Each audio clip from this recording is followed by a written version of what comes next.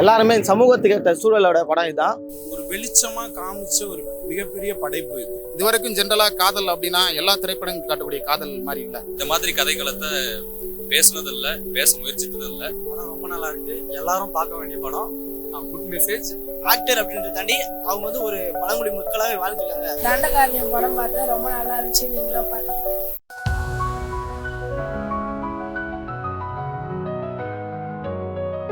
தண்டகாரண்ய படம் வந்து எல்லாருமே பார்க்க வேண்டிய படம் நான் நினைக்கிறேன். இங்கே வந்து எல்லாருமே சமூகத்துக்கு ஏற்ற சூழலோட படம் இதுதான்.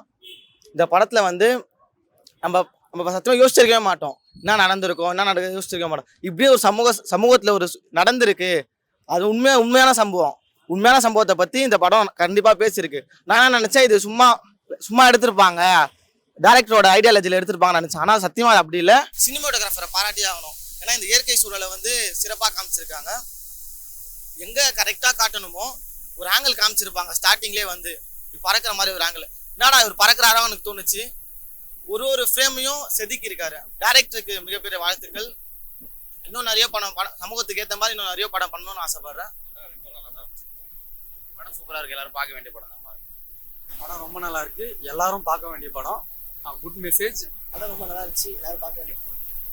தண்டகாரண்யம் படம் நல்லா இருந்துச்சு. அது பழங்குடியினருடைய வாழ்க்கையை சொல்லும்போது அது ரொம்ப ஒரு தவிப்பா இருக்கு. நல்லா இருந்துச்சு.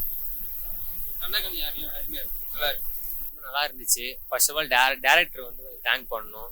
மலையாள மக்கள் வந்து எவ்வளோ கஷ்டப்படுறாங்க, அங்கேருந்து எப்படிலாம் சுரண்டப்படுறாங்க, அங்கே வந்து மேலே என்னென்ன அரசியல் நடக்குது, அங்கே களிம வளங்கள்லாம் எப்படி சுரண்ட பார்க்குறாங்க, அதை பற்றின ஒரு விழிப்புணர்வு எல்லாரும் வந்து ஃபேமிலியோட பாருங்கள். கொஞ்சம் அரசியல் படுத்துவாங்க. நீலம் ப்ரொடக்ஷன் ரொம்ப ரொம்ப தேங்க்ஸு. பாரஞ்சி தானே இது மாதிரி நிறைய படங்களை வந்து ஆதரிச்சு நிறைய மக்கள் வந்து அரசியல் படுத்தணும்னு சொல்லி கேட்டுக்கிறேன். நன்றி. தண்டகாரண்யம் படம் பார்த்தா ரொம்ப நல்லா இருந்துச்சு, நீங்களும் பாருங்க. நக்சலைட்டுகள் வந்து உருவாக்கப்படுகிறார்கள் அப்படின்றத ஒரு வெளிச்சமா காமிச்ச ஒரு மிகப்பெரிய படைப்பு இது. ஏன்னா இந்த படைப்பை இந்த மாதிரி சின்ன பசங்கள் முதல் கொண்டு எல்லாருக்கும் எடுத்துட்டு போய் காமிச்சாதான் அதிகாரத்தின் கோர முகம் இந்த அளவுக்கு இருக்குமா, வருங்காலத்துலலாம் நாம ஒரு வேலைக்கு போனோம், ஒரு தொழில் சார்ந்து படிச்சா பெரிய ஆளா ஆயிடலாம் அப்படின்னு நினைக்கக்கூடிய பசங்களுக்கு அதிகார வர்க்கத்துக்கு பின்னாடி இவ்வளோ கொடூரம் இருக்கு அப்படின்றத ஒரு வெளிச்சமா காமிச்சிருக்காரு.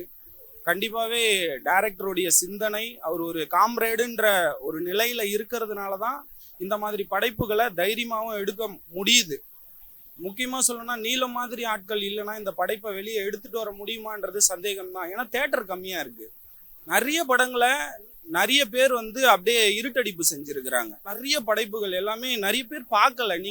நீங்க என்ன படத்தை எதிர்பார்க்குறீங்கன்னா 3 மணி நேரத்துல ஒரு படைப்பு வந்து உங்ககிட்ட வந்து ஒரு குத்தாட்டம், ஒரு டான்ஸு, ஒரு காமெடி, ஒரு சரக்கு, இந்த மாதிரி தான் மக்கள் எதிர்பார்க்கக்கூடிய நிலைக்கு இங்க இருக்கக்கூடிய கார்ப்பரேட் வர்க்கம், சினிமாவின் கோலூச்சா இருக்கக்கூடிய கார்ப்பரேட் வர்க்கம் இந்த மாதிரி படைப்பையே கொடுத்து பசங்கள் முதல் கொண்டு இதுதான் சினிமான்னு ஒருத்த முடிவு பண்ணி எடுக்கிறான்ல. இல்லடா, அதெல்லாம் சினிமா கிடையாது.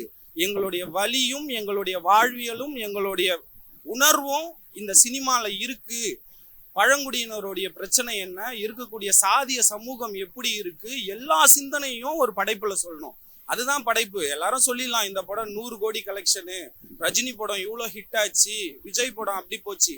படம்னா ஒரு படத்தை பார்த்தோன்னா அது மனசுல நிக்கணும். அதோடைய விஷயங்களுடைய தாக்கங்கள் பிறருக்கு வந்து கடத்தணும்.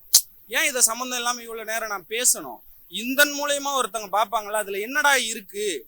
ஒரு டான்ஸு, ஒரு பாட்டு, ஒரு ஹீரோயிசம் காமிக்கிறது படைப்பா? அது சில வயசுக்கு சில பேருக்கு பிடிக்கும். ஆனா படைப்புக்குள்ள பேசணும், நம்ம மனசை வந்து டச் பண்ணணும்.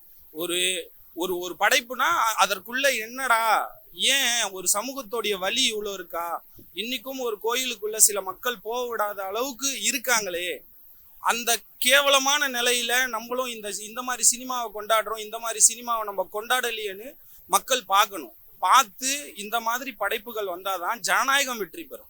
ஜனநாயகத்துல இருக்கக்கூடிய எங்கெங்கெல்லாம் பிரச்சனைகள் இருக்கோ அதெல்லாம் இந்த மாதிரி படைப்புல சொல்லதான் பிற மக்களுக்கும் தெரிய வரும். அதனால படைப்பு பேசுது. உண்மையாவே இதுல இருந்து ஹீரோவா நடிச்ச 2 பேருமே சரி, காட்சியாளர்களும் சரி, காட்சிப்படுத்தின விதமும் சரி ரொம்ப அருமையா இருக்கு. இந்த படைப்பை எல்லாரும் கொண்டாடுவோம். இந்த படம் ஏகப்பட்ட மெசேஜ் கொடுத்துருக்குது. பாபா சாஹேப் அம்பேத்கர் சொல்லுவாரு, சமூகத்துல மேலானவன் கீழானவன் அல்லது அதிகார வர்க்கத்தினுடைய கோரமுகம் அல்லது ஜனநாயகமற்ற ஒரு தன்மை இருக்கும்போது, மேலானவன் கீழானவன் உயர்ந்தவன் தாழ்ந்தவன் இருக்கும்போது இங்க ரத்தம் சிந்தக்கூடிய ஒரு சூழல் உருவாகிக்கிட்டே தான் இருக்கும் அப்படின்னு டாக்டர் அம்பேத்கர் சொல்வாரு.